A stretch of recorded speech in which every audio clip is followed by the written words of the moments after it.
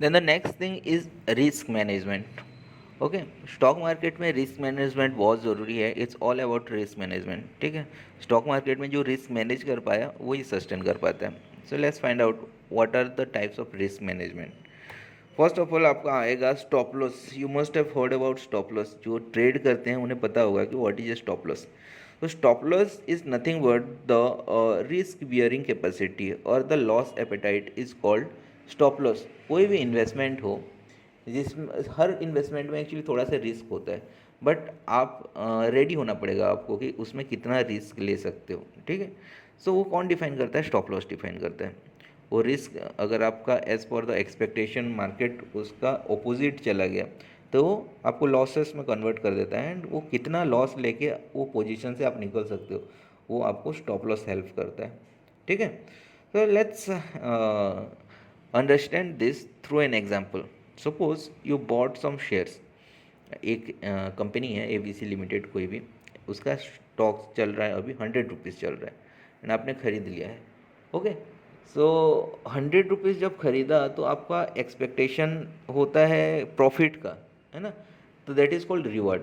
तो what is your expectation towards profit, वो देखना पड़ेगा आपको। सो वो कहाँ से जज करोगे?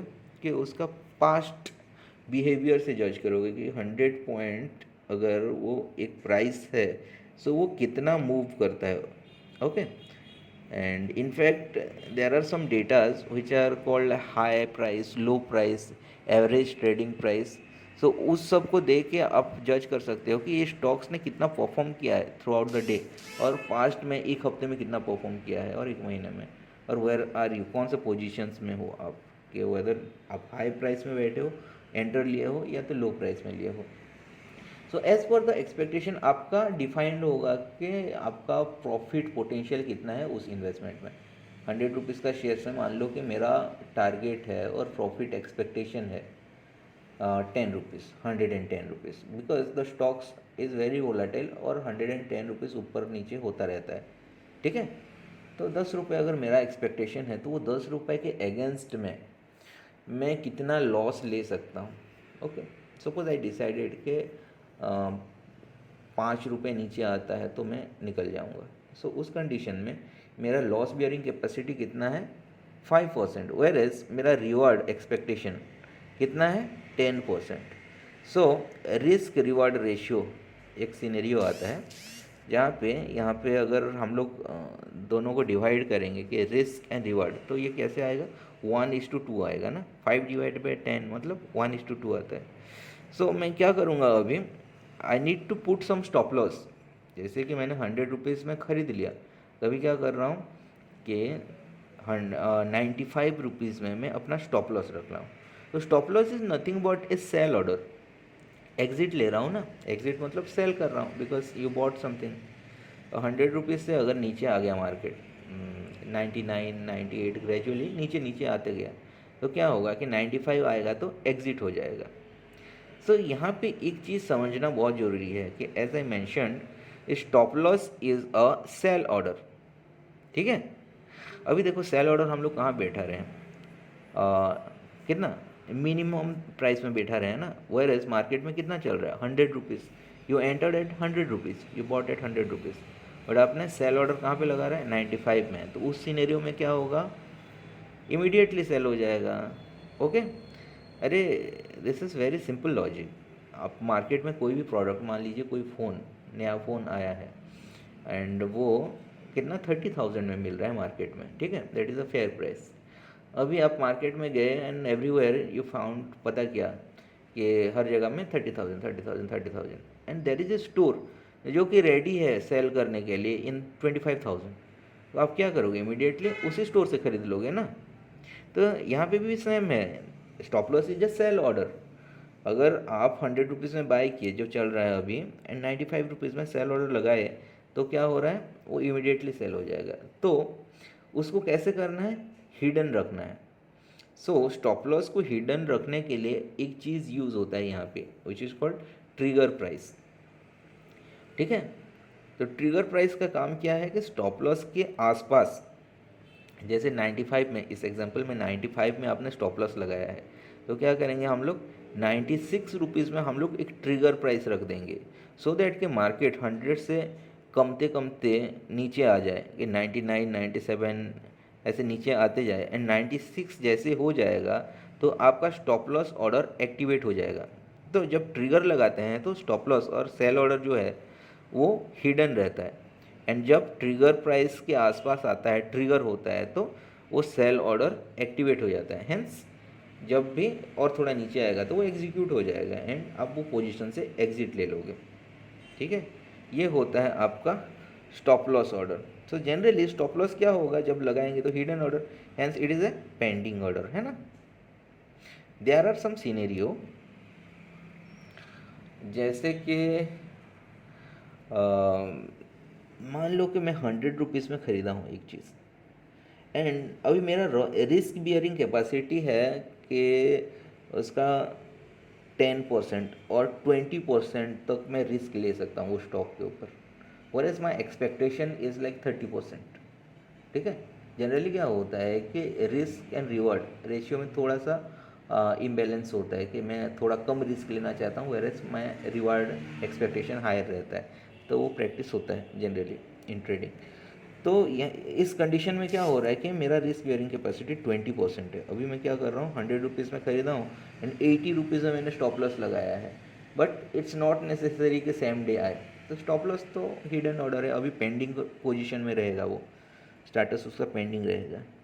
बट पेंडिंग जो पोजीशन है उसका एक रूल है कि वो विद इन सेम डे, जैसे कि ट्रेडिंग आवर ख़त्म होता है ना, मार्केट आवर, तो उस बीच अगर एग्जीक्यूट नहीं हुआ तो वो कैंसिल हो जाता है।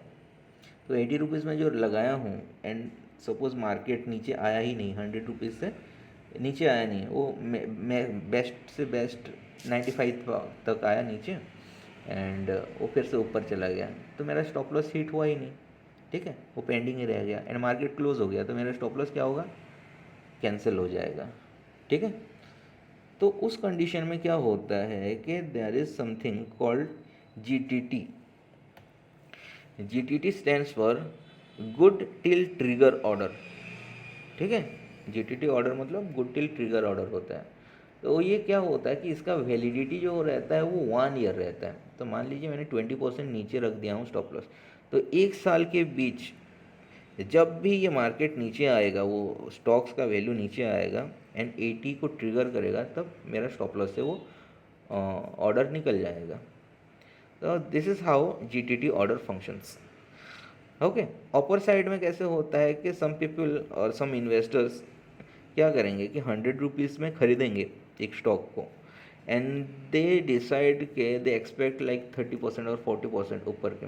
सेम डे में तो आएगा नहीं ना, इट्स क्वाइट इम्पॉसिबल टाइप का चीज़ है, आ सकता है बट इम्पॉसिबिलिटी रेयरली आता है। तो 30% और 40% ऊपर वो लोग क्या करेंगे, एक target sell order, normal sell order place कर देंगे, पेंडिंग पोजीशन में रहेगा, बट अगर नॉर्मली ऑर्डर प्लेस किए हैं तो वो कैंसिल हो जाएगा। इसीलिए दे opt for GTT order. GTT order में जाके 130 और 140 प्राइस में मैं cell order as per my target place कर दूंगा। तो जब भी विद इन 1 ईयर जब भी वो मार्केट में वो प्राइस बढ़ते बढ़ते 130 और 140 हो जाएगा, मेरा ऑर्डर एग्जीक्यूट होगा। दैट इज़ द फंक्शन और रोल ऑफ GTT ऑर्डर।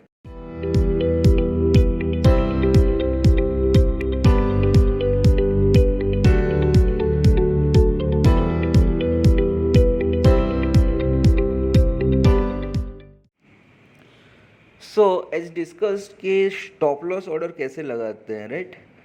कि जैसे कि इन दिस एग्जांपल 100 रुपीज़ में मैंने ख़रीदा and as for my profit projection मैंने जज किया कि मेरा रिस्क उसमें क्या होना चाहिए और लॉस बियरिंग कैपेसिटी क्या होना चाहिए। इस एग्जांपल में मैंने 100 रुपीज़ में ख़रीदा उसको, एंड मैं एक्सपेक्ट कर रहा हूँ कि दिस सिक्योरिटी और stock should move up to 110 rupees, मतलब मेरा प्रॉफिट प्रोजेक्शन उसमें 10 रुपीज़ का है, 10%। 100 का 10% 110 होता है। ठीक है, एंड उसके बिहाफ में मैंने एडजस्ट किया है अपना stop loss which is 95 rupees, 5%। ठीक है, सो यहाँ पे क्या है, जो प्रॉफिट प्रोजेक्शन है उसको हम लोग रिवार्ड बोलते हैं, and the loss bearing capacity जो रिस्क ले रहे हैं ना उसको जनरली रिस्क ही बोलते हैं। ओके, जो स्टॉप लॉस फिक्स किए हैं हम लोग। ओके, सो क्या करते हैं कि generally we need to calculate the risk reward ratio before to enter any investment और ट्रेड। तो यहाँ पे कैलकुलेट किया जाता है कि रिस्क रिवार्ड क्या है पर्टिकुलर स्टॉक्स का। अब ये कैसे कैलकुलेट करेंगे, ये बहुत सारा उसका डेटा को देख के कैलकुलेट करेंगे। जैसे वो स्टॉक्स अभी तक के एज ऑफ नाउ कितना परफॉर्म किया है, ठीक है। Suppose you enter it trade और इन्वेस्टमेंट एट 12 ओ क्लॉक, दिन के 12 बजे आपने कोई स्टॉक्स को खरीदने कोई you try to enter that और you try to buy that security at 12 o'clock. तब 12 बजे तक through within that trading session वो कैसे परफॉर्म किया है वो एक डेटा मिलता है, ठीक है। For an example I want to trade on Tata Motors, तो टाटा मोटर्स को मैं टैप करूँगा और क्लिक करूँगा, तो उसमें एक सिक्योरिटी इन्फॉर्मेशन होता है। वो सिक्योरिटी इन्फॉर्मेशंस में आपको दिखाएगा कि there are some datas like वो कब ओपन हुआ था। ओके, आज सुबह जब खुला था वो मार्केट व्हेन स्टार्टेड ट्रेडिंग उस स्टॉक में, तो कब स्टार्ट हुआ था, वो कौन से प्राइस में, that is called opening price, ठीक है। And through out that day, मतलब जब तक आप ट्रेड कर रहे हो, जब देख रहे हो, तब तक वो कितना ऊपर हाई प्राइस सबसे ऊपर कितना जा चुका है, ठीक है, that is called high price. Then कितना लो मार चुका है, सबसे नीचे कितना जा चुका है, कितना मिनिमम प्राइस हो चुका है, ओपनिंग से नीचे कितना जा चुका है, ओपनिंग से ऊपर कितना जा चुका है। And there is another data called ATP, average trading price. Average trading price ये होता है कि जैसे वो प्राइस में सबसे ज़्यादा ट्रेड हुए हैं, okay, through out the session, जब से आप देख रहे हो तब तक सबसे ज़्यादा ट्रेड वही प्राइस में हुए हैं। ओके, इट्स नॉट नेसेसरीली कि वो प्राइस अभी चल रहा हो, ओके, उससे लोअर रहता है जनरली। तो कैसे करते हैं उसका risk reward ratio calculate. Generally for long position इसका risk reward ratio is equal to होता है high price minus ATP divided by ATP minus low price, ठीक है। Let's find out with an example. Suppose there is a stock which open at 95 rupees, ठीक है। अभी वो क्या किया कि made a low of 90 rupees, got it. whereas throughout the trading session the stock has made a high of 105 rupees, okay, and then the another data ATP is 100 rupees, मतलब सबसे ज़्यादा 100 रुपीज़ में ट्रेड हुआ है, okay. तो अभी risk reward ratio हम लोग कैसे कैलकुलेट करेंगे, high price minus ATP divided by ATP minus low price, okay. Just input the data. तो हाई प्राइस कितना है 105 minus ATP that is 100 divided by ATP that is 100 minus low price that is 90। तो हम लोगों का ratio कैसे निकला 5 divided by 10 and which comes to 1:2, ठीक है। So for this long position in this example हम लोगों का रिस्क रिवार्ड रेशियो होता है 1:2। सो जब भी हम लोग एंटर कर रहे हैं हम लोगों का रिस्क रिवार्ड रेशियो इसी हिसाब से एक्सपेक्ट करेंगे कि अगर मेरा एक्सपेक्टेशन 8 रुपीज़ है और 10 रुपीज़ है फ्रॉम दिस एंट्री पॉइंट, तो मेरा स्टॉप लॉस कहाँ पे लगेगा, एज पर में रिस्क रिवार्ड रेशियो, ओके, उससे आधा में लगेगा 1:2 अगर है तो। तो this is all about long position. Long position किसको बोलते हैं, जैसे कि हम लोग सिंपली बाय करते हैं कोई भी stocks freshly in the market, तो उसको लॉन्ग पोजीशन कहते हैं। Short position, there is another thing called short position. कोई भी सिक्योरिटी को हम लोग सेल करते हैं तो उसको शॉर्ट पोजीशन बोलते हैं, ओके। सो जैसे कि आपका होल्डिंग में तो है, आप शॉर्ट कर सकते हो ना, मतलब सेल कर सकते हो, सेल मतलब शॉर्ट हो गया, बाय मतलब लॉन्ग हो गया। But there is another concept called short selling. Short selling में क्या होता है कि आपके पास वो सिक्योरिटी और स्टॉक नहीं है होल्डिंग में, फिर भी आप उसको शॉर्ट और सेल कर सकते हो, okay. So let's discuss about their is a formula actually. पहले इसको देख लेते हैं कि वो फार्मूला क्या है। जैसे लॉन्ग पोजीशन का फार्मूला था ना, risk reward ratio is equal to high minus ATP divided by ATP minus low. Similarly short position का फार्मूला भी होता है, जस्ट उसका ऑपोजिट, जैसे उसका न्यूमरेटर एंड डिनोमिनेटर इंटरचेंज हो जाते हैं। तो risk reward ratio for short position is equal to होता है ATP minus low price divided by high price minus ATP, ठीक है। ये हो जाता है short positions. Now let's discuss about what are the short positions. जैसे कि मैंने अभी मेंशन किया ना, शॉर्ट सेलिंग, ठीक है। तो शॉर्ट सेलिंग ये होता है कि यू नीड टू जॉज the market before going for short sell. So market को हम लोग जज किए एंड वी फाउंड के market is falling from a high, कि मार्केट इज़ बियरिश। बियरिश मतलब होता है कि मार्केट अगर नेगेटिव है और फॉल कर रहा है, डाउनसाइड मूव कर रहा है, उसको हम लोग बेयरिश मार्केट कहते हैं। तो हमने पर्टिकुलर कोई स्टॉक को या सिक्योरिटी को चूज़ किए एंड देखे कि उसमें बेयरिश ट्रेंड है और फॉल कर रहा है हायर पॉइंट से लोअर पॉइंट। तो हम लोग क्या करेंगे कि पहले सेल कर देंगे उसको। ओके, अभी सोच रहे होंगे कि मेरे पास तो वो स्टॉक्स अवेलेबल नहीं है, फिर सेल कैसे कर सकता हूँ। There is a provision actually, आप यू आर एलिजिबल और आपको अलाउड है कि आप सेल कर सकते हो। अभी आप जो सेल कर दिए ना, आपके ब्रोकर जो है फाइनेंशियल इंस्टीट्यूशन, वो आपको, हाँ, फाइनेंशियल सर्विस कंपनी और ब्रोकर जिसको बोलते हैं, वो क्या करेगा, आपके बिहाफ में कहीं से एडजस्ट करके वो सेल कर देगा। Okay, actually every brokers have a pool account, एक बड़ा सा अकाउंट्स होता है जिसमें स्टॉक्स अवेलेबल रहते हैं ऑलरेडी, तो वो एडजस्ट करके सेल कर देगा, इज़ ऑथराइज्ड आपके बिहाफ में। बट एक कंडीशन में कि वो स्टॉक आप उसको लौटाना चाहिए, उसको बायबैक करके वापस उसको देना है with in A same day, ठीक है। तो अभी क्या हो गया कि आपने पहले सेल कर दिया and as per your expectation market और that particular security goes down, मतलब उसका प्राइस बियरिश की तरफ और डाउनवर्ड मूव करता है। तो क्या होगा कि आप उसको फिर बायबैक करोगे।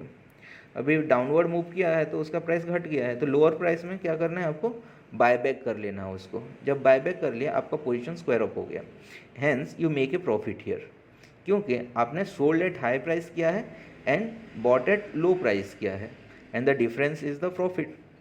प्रॉफिट कैसे कैलकुलेट होता है, sell price minus buy price, ठीक है।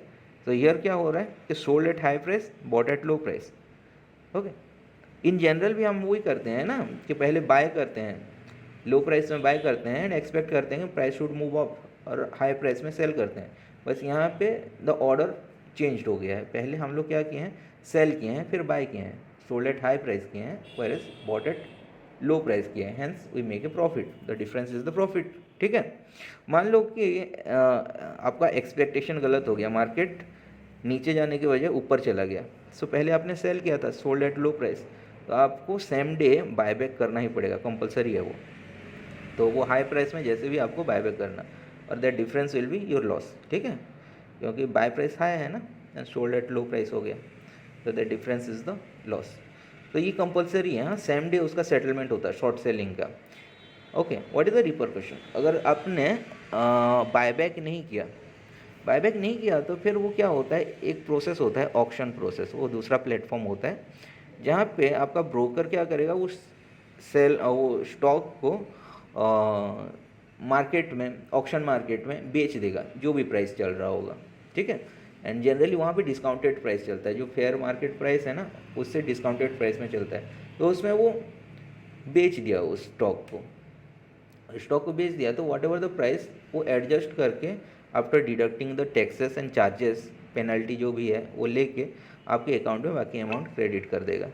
Okay, so don't do that, क्योंकि वो एक तरह का लॉसेस ही होता है, क्योंकि ऑक्शन मार्केट में जाता है तो फिर अप टू 20% का पेनल्टी लग जाता है of your investment. So make sure कि जब भी शॉर्ट सेलिंग करो, सेम डे आप उसको बायबैक कर लो। Okay, whatever it is, profit हो या लॉस हो। Okay, so that's it about the short selling.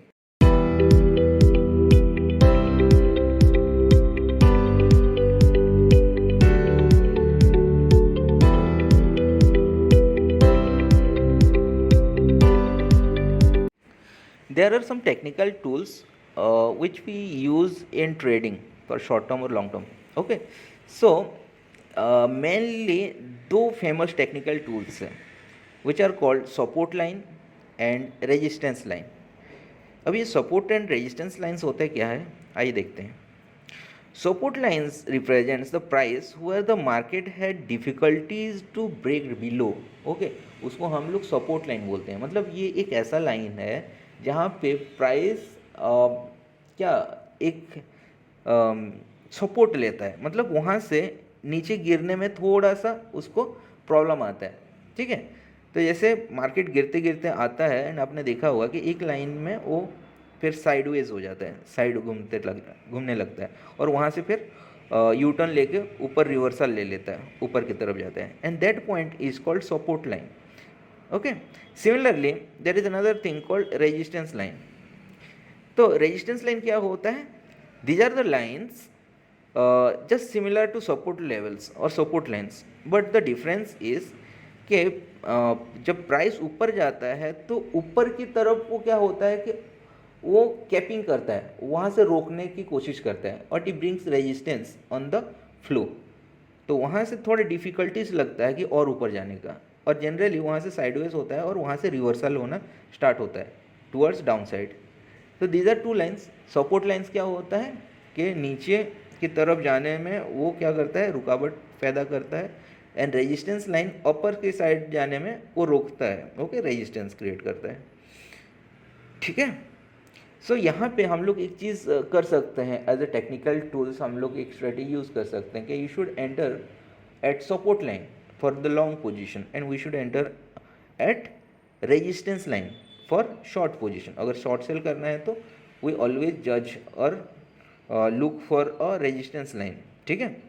Similarly हमें लॉन्ग पोजीशन बिल्ड करना है तो we look for the support line, we need to find the support lines, वहाँ पे enter करेंगे हम लोग सपोर्ट लाइन में, सो दैट कि वी कैन मेक प्रॉफिट, ठीक है।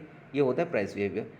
फर्दर आगे जाके हम लोग टेक्निकल एनालिसिस में और पढ़ेंगे कि there are different kinds of supports and resistance line, ठीक। जैसे कि हम लोग सपोर्ट रेजिस्टेंस लाइन कैसे ड्रॉ करना है वो भी सीखेंगे, ओके।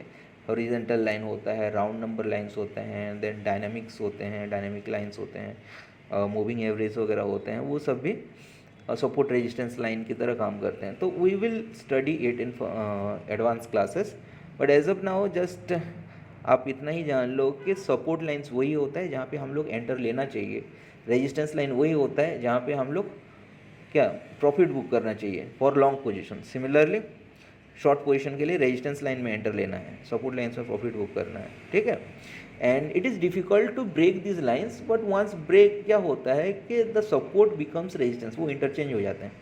वंस ये एक लाइन ब्रेक कर लिया प्राइस, तो क्या होता है फिर वो घूम के ऊपर जाता है, तो वो पहले जो सपोर्ट लाइन था वो रेजिस्टेंस बन जाता है। सिमिलरली अगर सपोर्ट लाइन को ब्रेक कर दिया, सॉरी रेजिस्टेंस लाइन को ब्रेक कर दिया ऊपर की तरफ, तो फिर नीचे आता है तो फिर वो सपोर्ट लाइन बन जाता है, फिर से डिफ़िकल्टी होता है, okay. So that's all about support and resistance line, and I think today's lecture is also over, today's class is also over, okay. So just recollect the data and go through it once again in review or revision session, okay. I hope you enjoyed them, and hope to see you in next class. Till then, thank you, have safe trading.